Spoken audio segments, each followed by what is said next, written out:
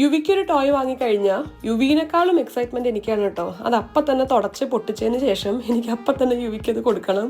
UV ഒരു എക്സൈറ്റ്മെൻറ്റോട് കൂടെ ഫസ്റ്റത്തെ ഒരു എക്സൈറ്റ്മെൻറ്റ് ഉണ്ടായിരിക്കുമല്ലോ കിട്ടുന്ന ഒരു സാധനം നോക്കാൻ വേണ്ടിയിട്ട്. അതെനിക്ക് കാണാൻ വേണ്ടി ഭയങ്കര ഇഷ്ടമാണ്.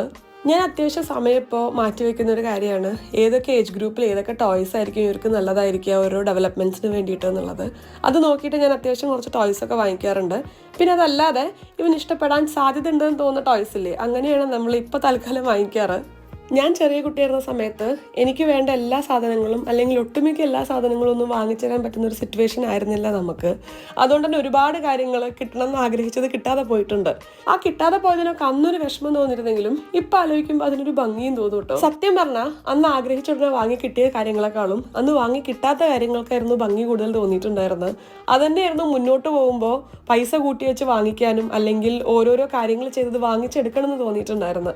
അതുകൊണ്ട് തന്നെ യുവിയുടെ കാര്യം വരുമ്പോഴും ഞാൻ എൻ്റെ മനസ്സിലിങ്ങനെ വിചാരിക്കുന്ന കാര്യമാണ്, അവന് വേണ്ട കാര്യങ്ങളെല്ലാം എനിക്ക് വാങ്ങിച്ചു കൊടുക്കാൻ പറ്റുന്നൊരവസ്ഥയാണെങ്കിലും അവനെല്ലാം ഞാൻ വാങ്ങിച്ചു കൊടുക്കില്ല. ചില കാര്യങ്ങൾ അവനായിട്ട് തന്നെ വാങ്ങിക്കുന്നതിലേക്ക് എത്തണം, എന്നാലാണ് അതിനൊരു ബ്യൂട്ടി വരുള്ളൂ.